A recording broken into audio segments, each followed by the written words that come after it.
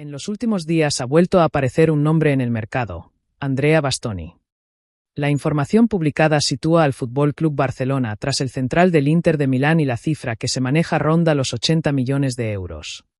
Como siempre que aparece un número así, el debate se vuelve inmediato. Pero el debate correcto no es si el Barcelona puede pagarlo, ni siquiera si es un gran central. En los últimos, porque lo es. La cuestión realmente relevante es si ese precio refleja su valor estructural o si responde a una prima de mercado alto. Para entenderlo, tenemos que retroceder a 2017. Bastoni tiene 18 años, procede del Atalanta y todavía no es internacional absoluto. Es un talento evidente, pero no validado. El Inter decide pagar 31,1 millones de euros por él. En ese momento, bajo un modelo de rendimiento esperado, su valor razonable se situaba en torno a los 15 millones en el mejor de los escenarios. Es decir, el Inter paga prácticamente el doble del valor estructural que indicaba su rendimiento proyectado. Eso no fue una compra conservadora, fue una apuesta estratégica. El Inter asumió el riesgo cuando el jugador todavía no estaba validado en la élite. Si analizamos cuánto pagó el club por cada punto de impacto generado hasta ese momento, hablamos de cerca de 49.000 euros por punto de IME. Es una cifra elevada, que solo se justifica si la organización confía en la curva de crecimiento del jugador. Y la apuesta, en términos deportivos, salió bien. Bastoni se consolida en el Inter, compite en Champions, se convierte en internacional absoluto con Italia y pasa de ser un perfil J3, jugador joven en desarrollo, a convertirse en un I1, es decir, un internacional consolidado en un club de mercado alto. El activo madura, se estabiliza y su rendimiento deja de ser promesa para convertirse en realidad competitiva. Llegamos entonces al presente. El mercado habla de 80 millones. Si analizamos esa cifra en relación al impacto acumulado del jugador, el coste por punto de IME baja a aproximadamente 22.500 euros por punto. Es decir, desde esa perspectiva parece incluso más eficiente que la compra original del Inter.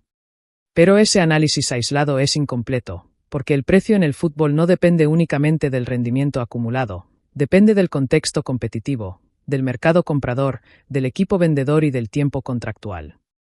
Bastoni pertenece a un club de mercado alto. Si se traslada al Barcelona, pasaría de un mercado alto a otro mercado alto. No hay salto estructural de escaparate en cuanto a I1. No hay multiplicador automático de exposición que dispare su valor por simple cambio de rendimiento esperado. Además, le restan 2 años de contrato. Eso fortalece la posición negociadora del Inter. En operaciones de este tipo, el poder contractual es determinante. Cuando aplicamos un modelo integral, rendimiento esperado, impacto real, estructura de mercado y situación contractual, el valor razonable del jugador no debería superar los 45 millones de euros. Todo lo que supere esa cifra empieza a incorporar un sobrepago en el jugador, y aquí entramos en la parte verdaderamente interesante. El Inter compró potencial y asumió el riesgo en fase temprana. El Barcelona, si paga 80 millones, estaría comprando validación ya consolidada. No estaría comprando una transición de valor, estaría adquiriendo valor ya creado y eso cambia radicalmente la ecuación económica. En el fútbol moderno, la creación de valor no se produce en el momento del fichaje mediático, se va acumulando a la medida que el jugador disputa partidos en sus respectivas competiciones. Se produce mucho antes, cuando identificas una desviación sostenida entre el rendimiento esperado y el rendimiento real, y el mercado todavía no ha ajustado el precio. Ahí es donde está la ventaja competitiva.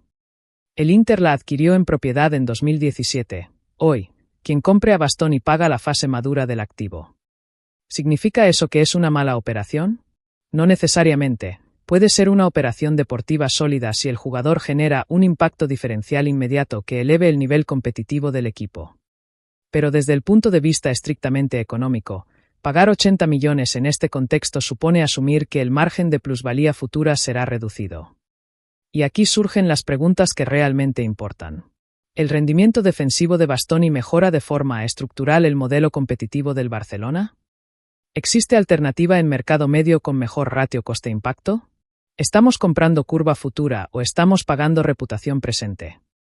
Porque el mercado no solo paga rendimiento, paga narrativa, paga necesidad estratégica y paga urgencia institucional.